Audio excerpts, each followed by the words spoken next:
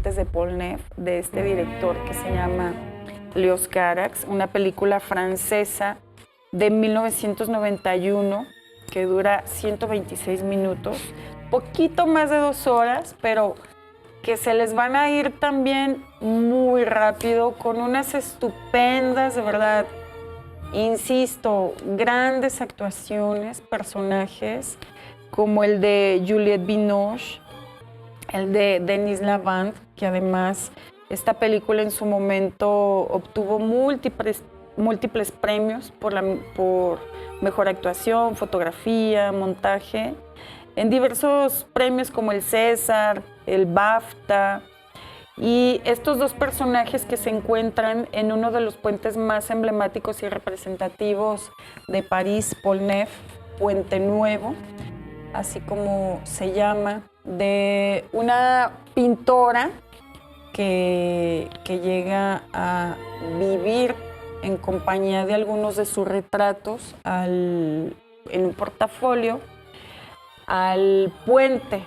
Ahí se encuentra con Denis Lavant, este personaje que se llama Alex, quien es un vagabundo que quiere ser artista de circo y pues viven una historia de amor.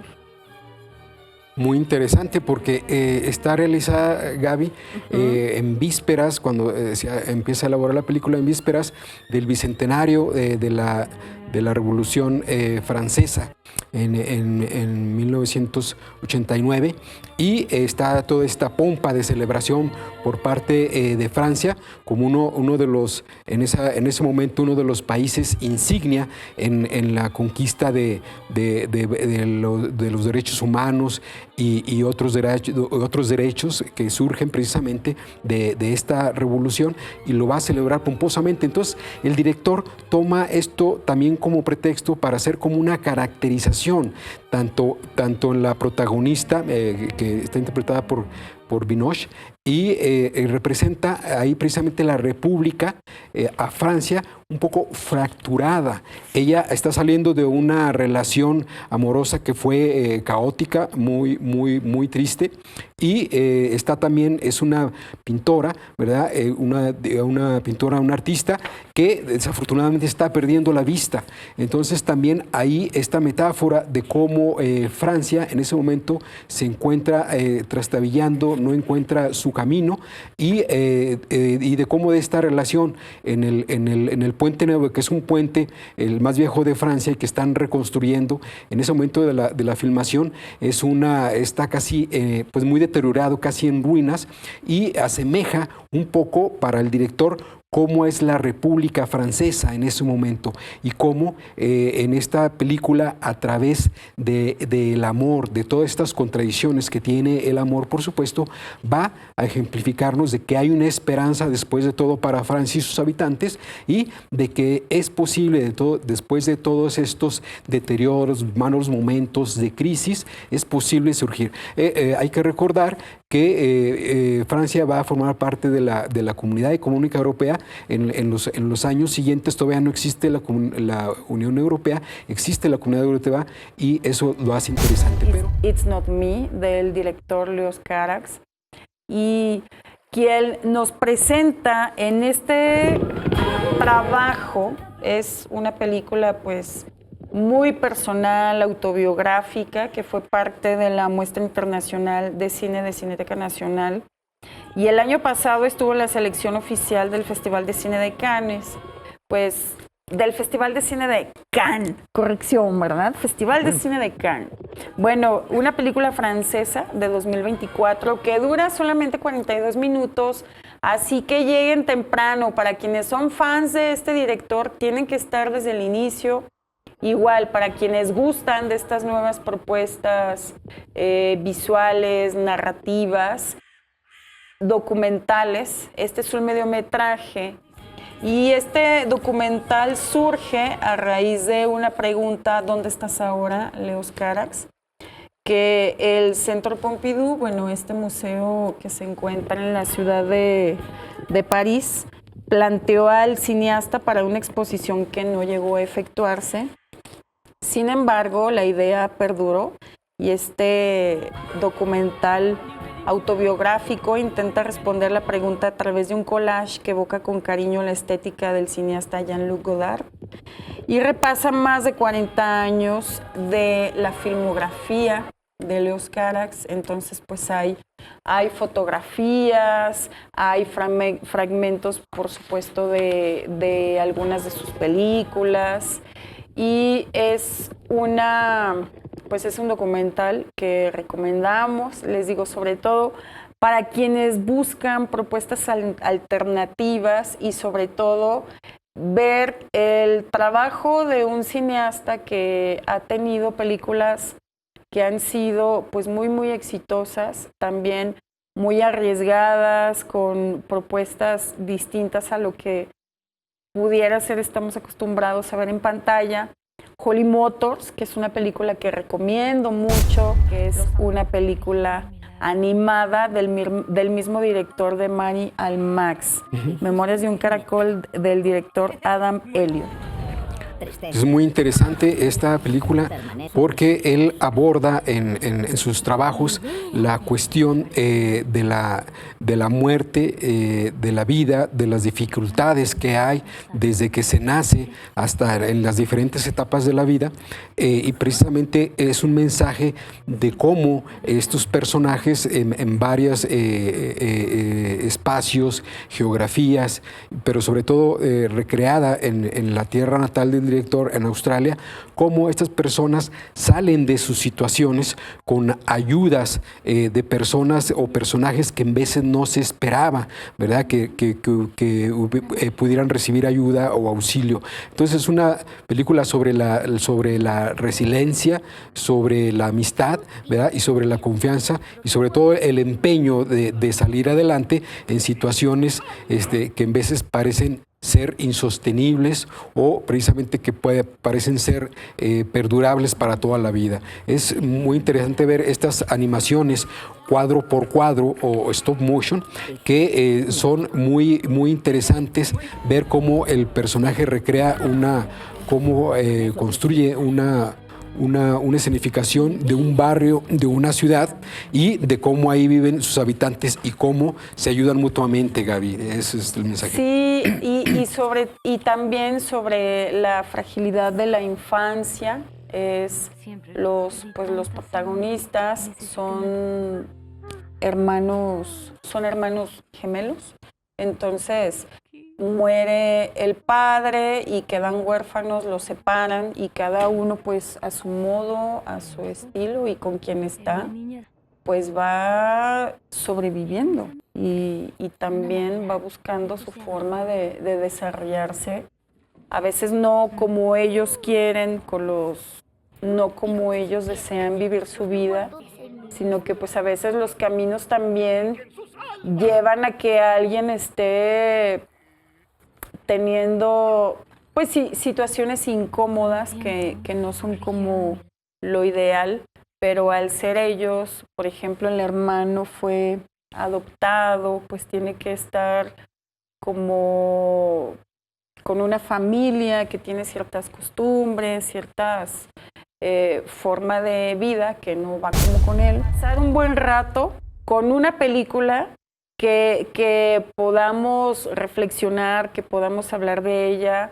Hay a quienes les ha cambiado la vida, de verdad, parece que exagero, pero hay testimonios de gente que dice, no, pues después de ver esta película me ayudó, cambió mi visión sobre ciertas cosas, salen como que renovados. Les digo, parece que estoy exagerando, pero hay gente que sale hasta renovada después de ver esa película. Cargan la pila, aparentemente es terapéutica para algunos, como la fue la de Mari and Max, que es una película también sobre la resiliencia, y en este caso pues está pues, por un director australiano, como lo comenté antes. Hay que entender pues el modo de vida, el humor australiano, para que en veces tratar de entender a estos personajes.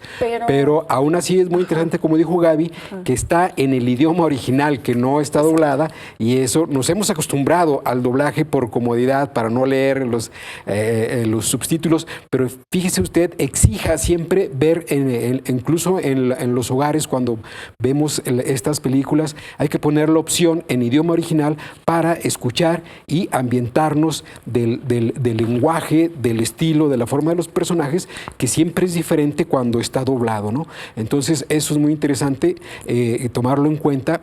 Y sobre todo en estos personajes, cómo nos muestran sus ámbitos sociales, sus deficiencias, pero también las aptitudes que tienen y cómo se combinan para hacer un entramado de ayuda de unos a otros.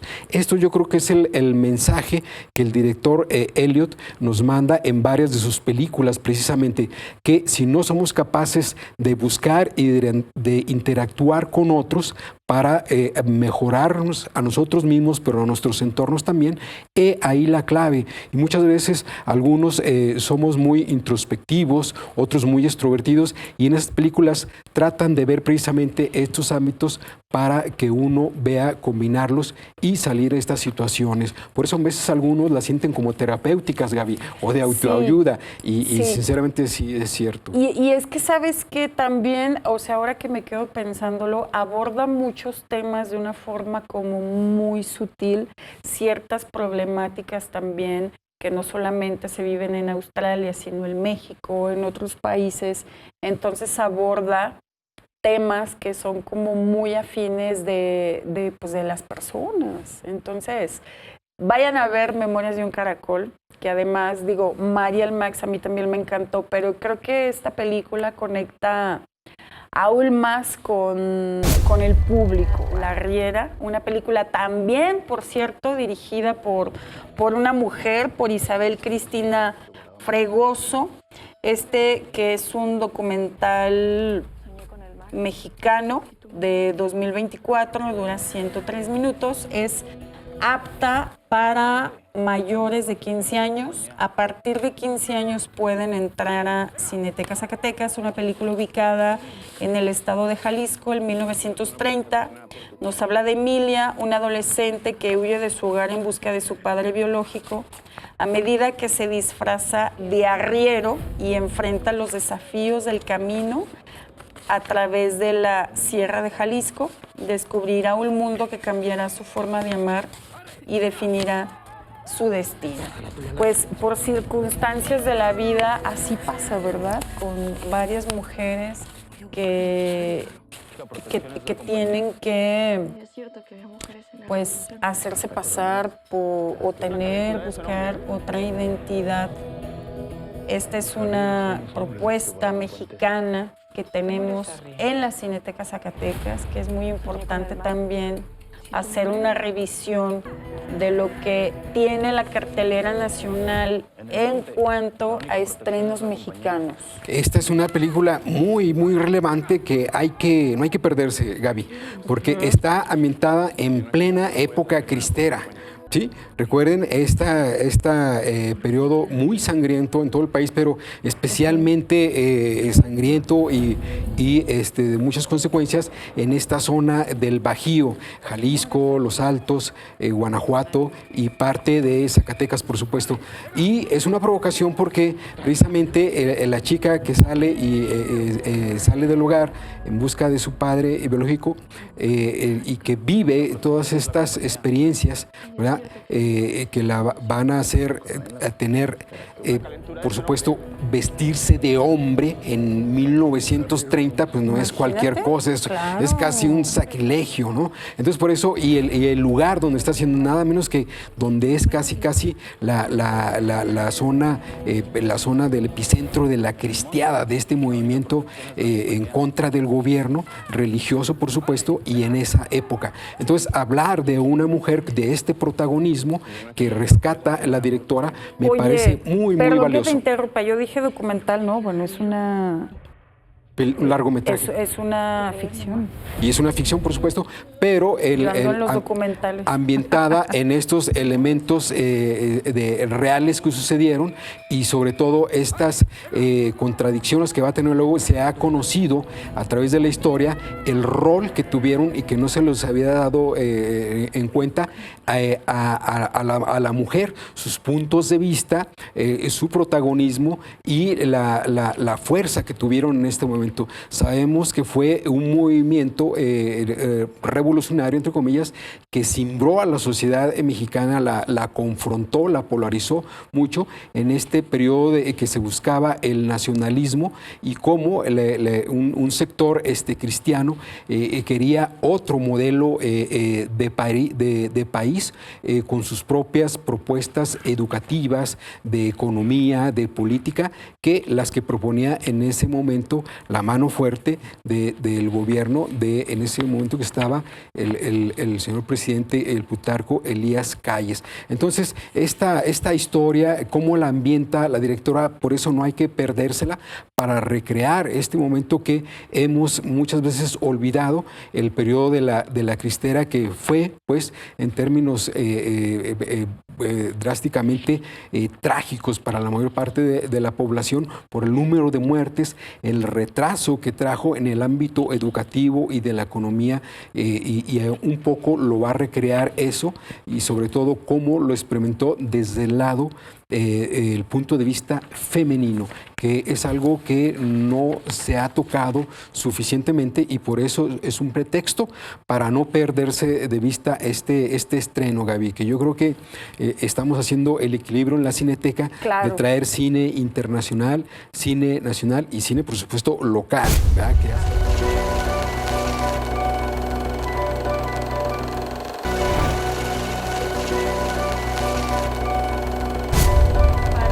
Es una película para toda la familia, para quienes en este tiempo pudieron apreciar esta película, que ahora vayan acompañados de sus sobrinos, de sus hijos, de su familia.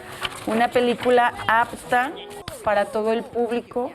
Es una producción de Estados Unidos que dura 86 minutos. También, pues, lo recomendable es que lleguen temprano. Recuerden que en los matinés las películas sí están dobladas al español.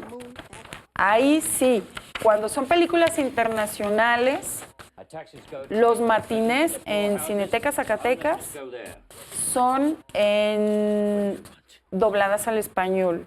Entonces, no tengan problema de que van a llevar a sus niños y apenas, a sus niñas, a sus niños y apenas medio están aprendiendo a leer. No se preocupen, estas películas los domingos a las 12 horas están dobladas. Y es una película muy interesante ahí, porque está el director, precisamente es Brian Henson. Él es hijo de Jim Henson, que fue uno de los fundadores de este programa que todos aquellos adultos recordarán, de Plaza Sésamo. Este creador de estos muñecos, de estos personajes que hicieron la delicia desde los años 70, finales de los 60, 70 y 80.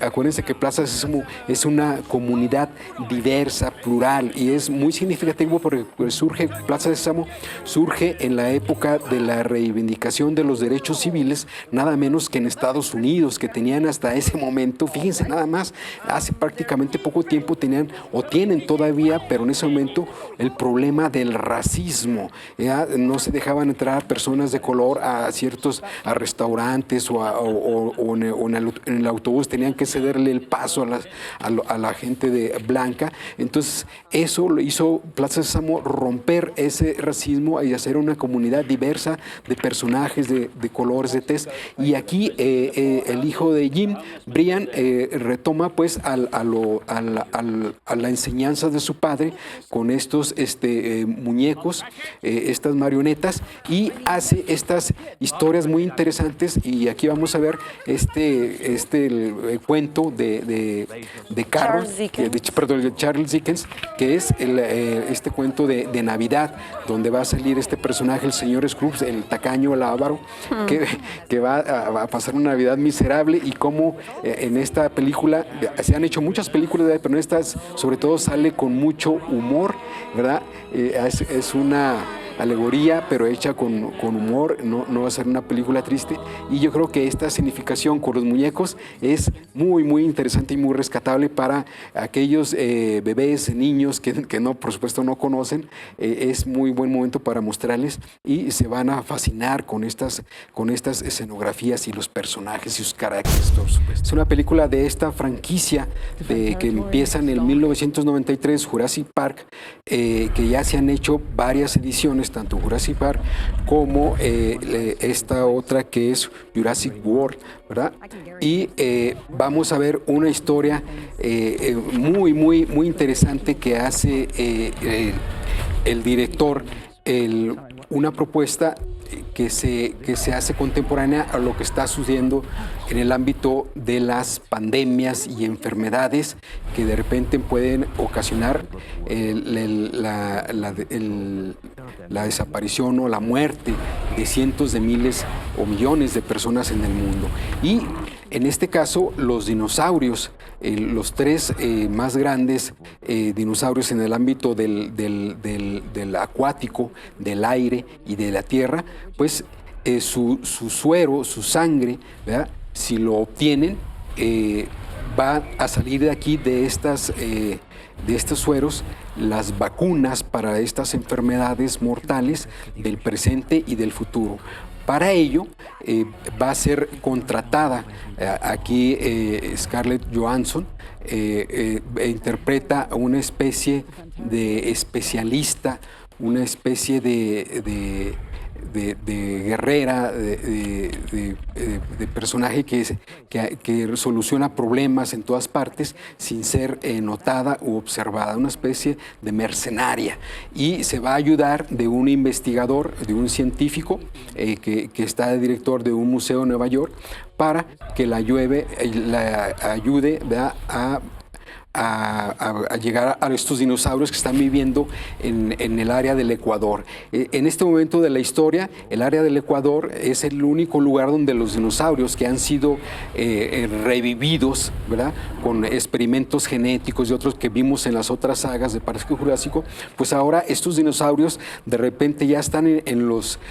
zoológicos, e incluso aquí en la película podemos ver cómo escapan y crean caos automovilísticos y problemas en la ciudad, pero la gente ya está muy acostumbrados a verlos, por supuesto.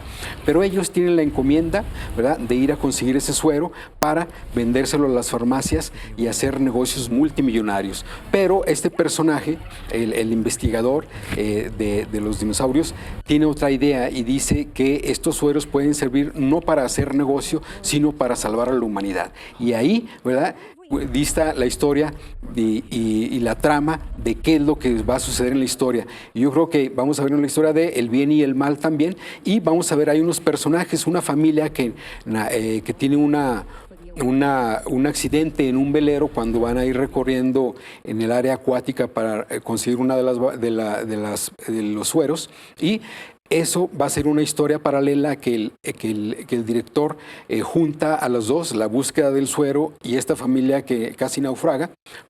¿Por qué recurre a la familia el director?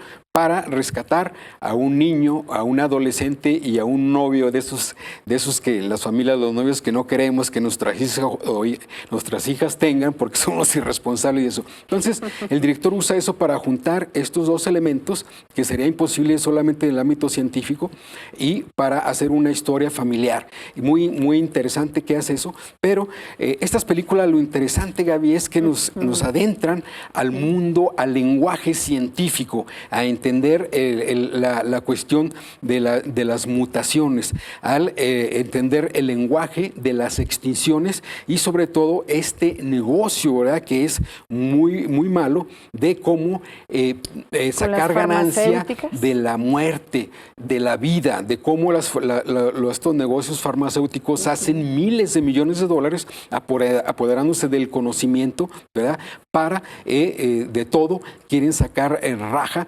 Entonces la película nos plantea esta historia, a mí me gustó mucho eso. Yo recomiendo que la vayan a ver. Era justamente lo que te iba a preguntar.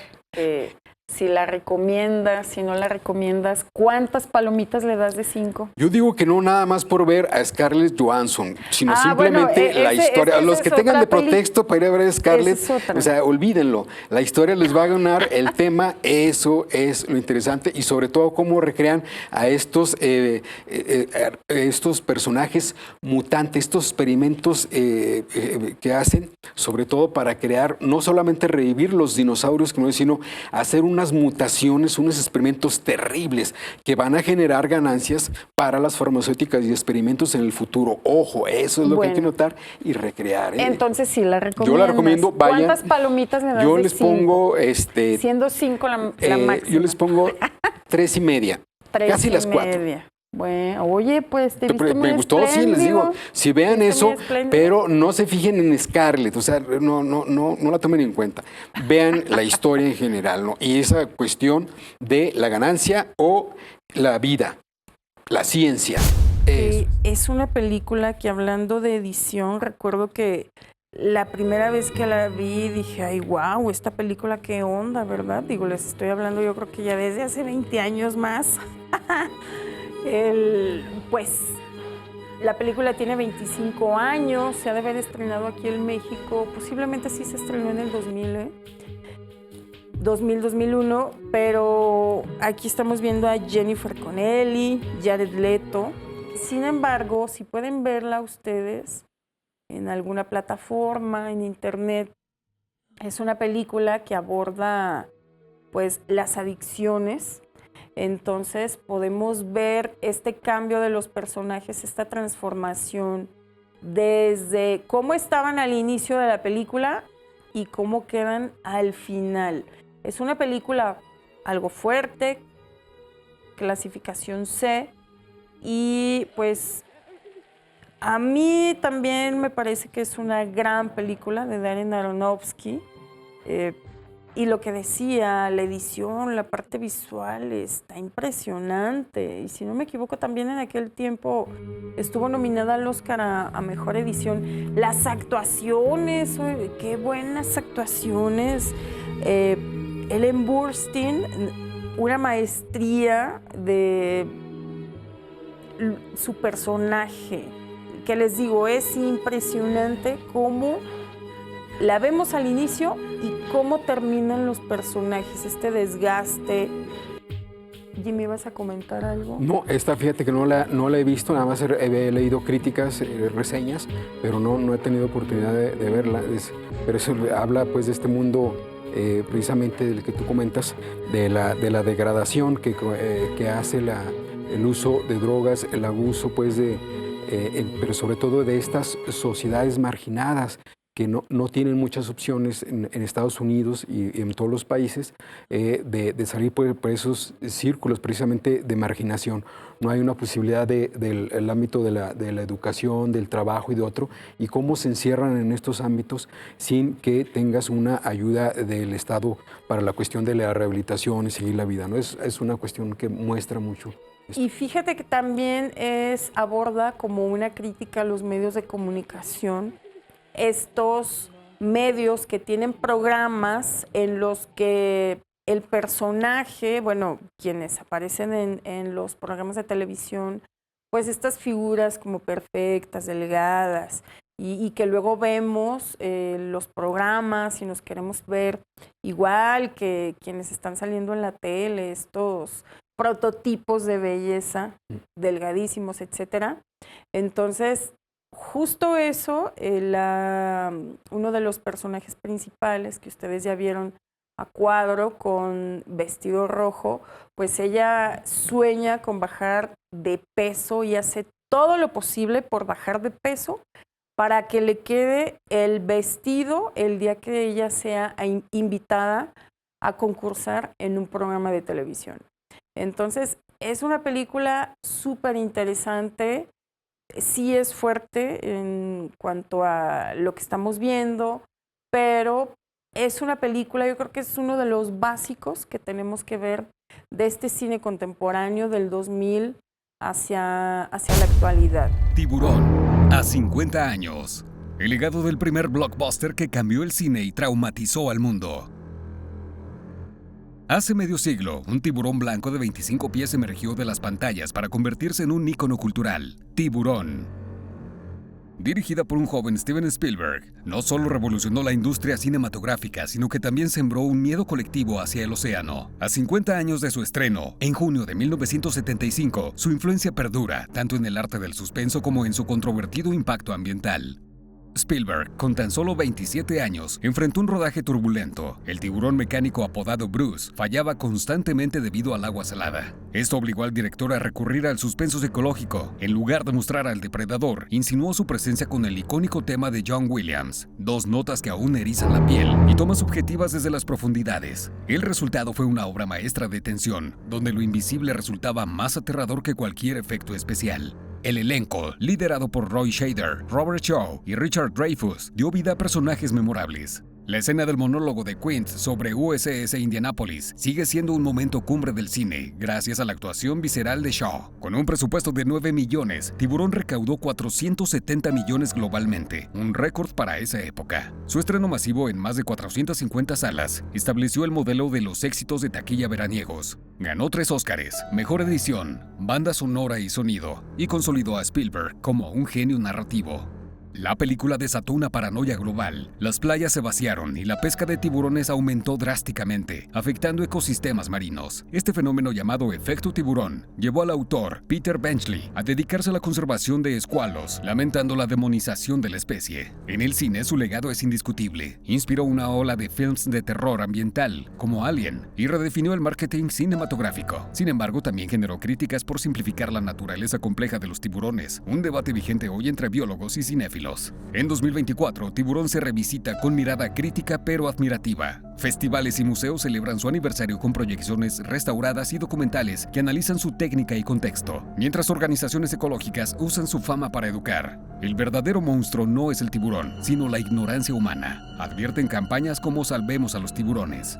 Spielberg, por su parte, reflexiona: fue una película sobre la vulnerabilidad humana, no un manifiesto contra la naturaleza. Y aunque las secuelas no igualaron su brillo, el original sigue siendo un modelo de narrativa eficaz.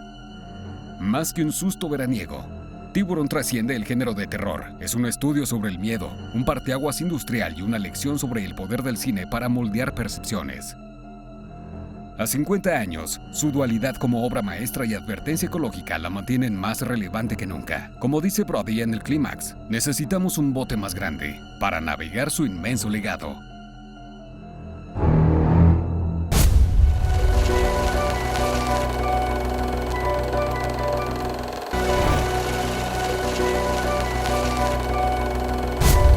Corre, Lola, corre, que es una película de 1998, y esta película alemana de Tom Tykwer, un director que todavía es vigente, que sigue haciendo cine, aquí como protagonista Franka Potente. Y esta película que a mí hay algo que me gusta mucho, que, bueno, la historia trata de una pareja que disponen tan solo de unos minutos para cambiar el curso de sus vidas. Lola, la protagonista, Franka Potente, recibe una llamada desesperada de su novio Manny, que acaba de perder una pequeña fortuna que pertenece a un jefe de la mafia para el que trabaja. Si Lola no consigue el dinero en 20 minutos, Manny sufrirá las consecuencias. Entonces, bueno, son 20 minutos como en tiempo real, en los que Lola sale del departamento y es toda esta travesía donde busca cómo conseguir el dinero y salvar a Manny de algún peligro. Entonces, son, si no me equivoco, son 3 posibilidades que hay. O sea, es una película que dura menos de 2 horas, pero la edición, la forma en cómo lo cuenta el director, a mí me parece que es muy buena, una película muy dinámica todo el tiempo, y es una película les digo, bien hecha, bien actuada, bien contada desde distintos puntos, pero en tiempo real, que esto se ve difícilmente en el cine. Cuenten ustedes el tiempo desde que la protagonista recibe la llamada y hasta que termina ese capítulo, por así decirlo. Así ¿Tú la es, viste, Jimmy? es una ficción, por supuesto, muy interesante, muy relativista por esta teoría de Albert Einstein de que el tiempo y el espacio en un momento dado se comprimen, ¿verdad? Y forman uno solo. Y aquí el director precisamente juega o experimenta o hace ensayos diversos con el tiempo, las posibilidades que pueden suceder de acuerdo a nuestras decisiones ante escenarios que nos sorprenden, y los elementos que tenemos que vencer en nuestras vidas son cuestionamientos éticos y morales para defender, por en este caso, a su novio, ¿verdad? Que ella se va a enfrentar en un dado con su padre, con su que es el director o el gerente de uno de los bancos, ¿verdad?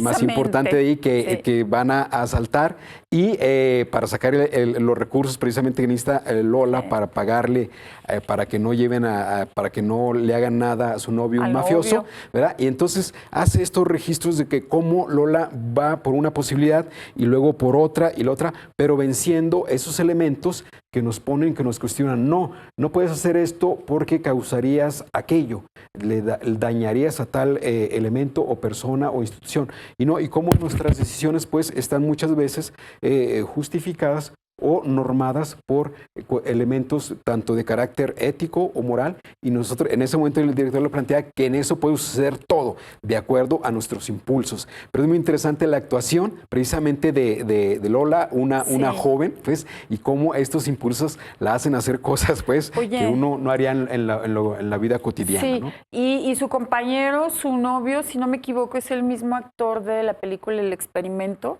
Esta otra película alemana que también es muy buena, que ahorita no me acuerdo el nombre del protagonista, pero también lo hemos visto en otras películas. Sí. Esta película que es parte de un ciclo de cine iraní.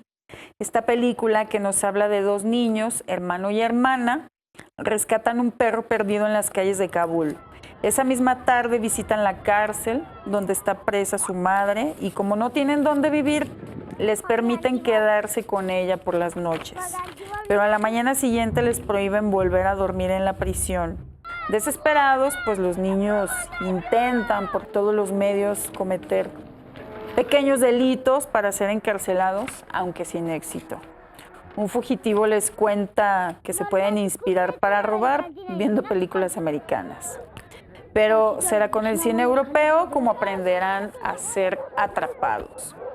Pues esta película, que yo insisto en que Irán tiene una gran filmografía también, y por eso hemos dedicado horas de las salas de la Cineteca Zacatecas para hacer una revisión a una probadita nada más de esta cinematografía. Así es un cine muy interesante, el cine iraní, y en este caso estos directores, sobre todo contemporáneos, muchas veces hacen sus historias, hacen sus filmaciones, sobre todo en veces en países externos como lo es Afganistán o Irak. Son países vecinos, y lo hacen por la cuestión de la censura. Recuérdense que hay un régimen islámico muy especial actualmente en Irán, que hay censura a abordar ciertos temas que el régimen considere son críticos a la sociedad. Entonces, por eso muchos directores trabajan y para reflejar, mostrar cómo es precisamente estos países y cómo han tenido estas desgracias, sobre todo en Afganistán, tras la guerra que fue ahí casi por 20 años, Gaby, que con Estados Unidos, que destruyó prácticamente este país y también Irak, ¿verdad? Esta aventura bélica que precisamente regresó varias décadas a estos países del progreso que habían tenido eran gobiernos que tenían un regímenes democráticos normales o en veces un poco totalitarios, pero ahora lo regresó con regímenes islámicos que son muy prohibitivos y sobre todo muy radicales, sobre todo con la mujer, al grado de no permitirles a las mujeres estudiar o salir de casa solas o trabajar, tener un empleo, etcétera, ¿no? Entonces, estos esquemas no eran los que son ahorita,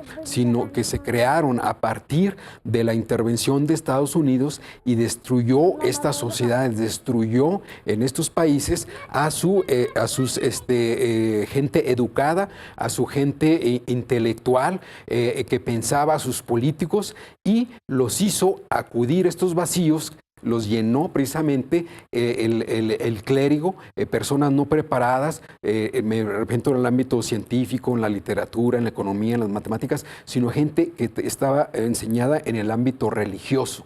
Y de ahí, pues, que hizo regresar a la sociedad al no permitir la educación y eso. Entonces, es lo que explora en estas películas precisamente cómo es esa vida de las familias en estas carencias, en estas faltas absolutas de un Estado que vigile, que esté al tanto de ofrecer empleo y sobre todo educación y servicios para la juventud. Entonces, esa es una visión muy lastimosa, pero muy actual de lo que está pasando en estos países después o en el momento que estaba la intervención norteamericana, que estaban destruyendo la sociedad, ¿verdad? Y sobre todo ahora que ya se salieron después de haber dejado destruidos a estos dos países como es Afganistán, Irak, Estados Unidos, y que volvieron prácticamente a la edad de piedra, a la época precisamente lo que se le conoce como el periodo de la Edad Media, por los siglos de regresión en el ámbito educativo, de la salud, del trabajo, de la técnica, etcétera,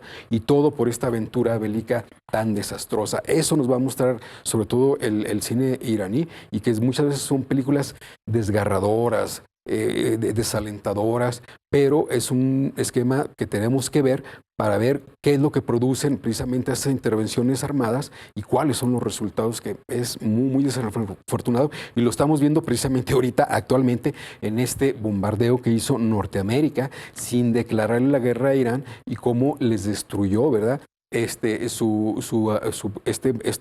generación de material radiactivo para alimentar a sus plantas nucleares y sobre todo para hacer investigaciones para la medicina y otras.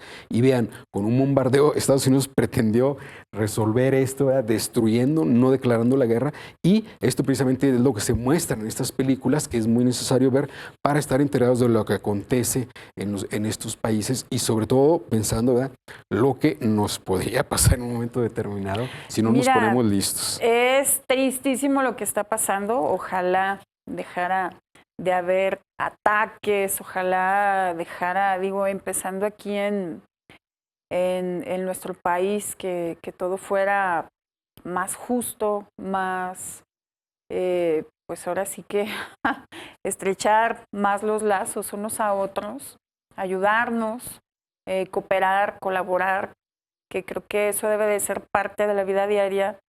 Y sí, como dices, efectivamente, Jimmy, ya volviendo al tema de las películas, pues sí, son desgarradoras las historias, por supuesto que sí, hay muchos dramas, sí, pero es de admirarse que con pocos recursos los cineastas han hecho grandes historias, han contado grandes historias y sí, que tienen mucho que ver con la economía, con la crisis, con lo que se vive en el país o en el mundo, pero son grandes personajes, grandes actuaciones. Ustedes han estado viendo que les hemos estado pues poniendo probaditas de las películas y que hay muchos niños que están frente a cuadro, que actúan en las películas y que lo hacen maravillosamente bien.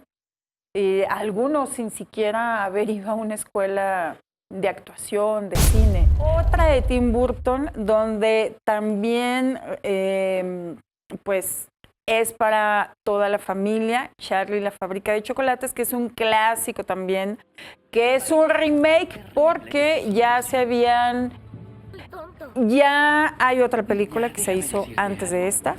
Entonces, esta película en particular pues tiene este sello de Tim Burton donde todo lo visual es espectacular, una composición súper bonita, muy bien fotografiada y donde los protagonistas, estos niños, pues son parte, pues, ¿qué se puede decir, Jimmy? Como de un concurso, como de Así una es. competencia. Pues es prácticamente el sueño de todo niño, ¿no? Me gustaría vivir en un mundo de chocolate, ¿verdad? Nada más donde quiera, ¿verdad?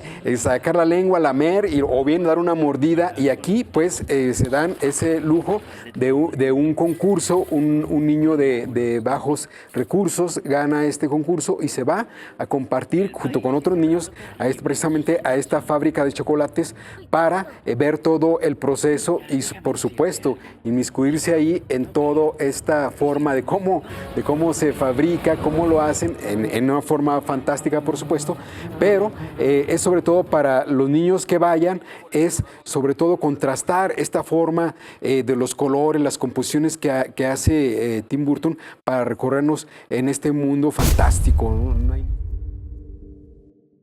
Psicosis cumplió 65 años y sigue siendo un hito del cine de terror y suspenso. Para conmemorar este aniversario, te compartimos 6 datos fascinantes sobre la película de Hitchcock que quizás no conocías, desde su bajo presupuesto hasta el juramento de silencio del elenco. Alfred Hitchcock no cobró por hacer la película. Paramount Pictures no confiaba mucho y por eso le dieron un presupuesto bajo. El director optó por grabar en blanco y negro para abaratar costos. La icónica casa Bates está inspirada en el cuadro de The House by the Railroad de Edward Hopper. Esta es la primera película que cuenta con planos de un retrete, incluye una tirada de la cadena. Historia basada en la novela de Robert Bloch, Psycho. Hitchcock se gastó $9,000 en comprar los derechos de la obra. Durante el rodaje, el director hizo que los actores y trabajadores juraran solemnemente y con una mano levantada que no revelarían nada sobre el desenlace. El Gran Pez, una película dirigida por Tim Burton, que pues Tim Burton en algún momento hizo dio una declaración de que de cierta manera tenía algo de autobiográfico lo que esta película cuenta. Entonces, bueno, El Gran Pez es una película de Estados Unidos, clasificación B. Por cierto, Pequeña Miss Sunshine, aunque una de las protagonistas sea una niña, no es una película apta para niños. Hay que decir también que es clasificación B15. Y bueno, aquí El Gran Pez, una película interpretada por Ewan McGregor también, llena de... Las películas de Tim Burton, la parte visual, a mí me parece que hay que ponerle especial atención. La fotografía siempre muy bien. Y bueno, sus películas también con actores que son conocidos la mayor parte de las veces. Aquí ya muchos años trabajó con este actor del Joven Manos de Tijeras. Así es, Gaby, a propósito del Día del Padre, fíjate que es también un homenaje a la figura paterna. De esos, acuérdate que todos los papás, ¿verdad?, que nos cuentan, como cuando somos niños, todas estas historias fantásticas, extraordinarias, que hasta que ya llegamos a una edad que son charras que platicaba el jefe, ¿no? Y entonces ahora entendemos precisamente en esta película cómo varios de estos relatos sí son reales y que fueron ocasionando o causando la personalidad de nuestros padres y cómo esos sueños, esos anhelos nos dieron a nosotros mismos nuestras personalidades, pero luego cuando hurgamos en de dónde surgen, pues nos referimos al padre y cómo después de esas luchas, tras esos varios empleos que tuvo, tras varios de los fracasos y después conoce pues a nuestras madres y cómo se da la relación y todo lo que queda alrededor que ayudó a construir para que eso llegara. Es una historia fantástica, por supuesto, de este hijo que reconoce finalmente a su padre, que le reconoce todo precisamente lo real que tenía construido, sus sueños, entra en ellos, los comprende y finalmente comprende a su padre y libera ese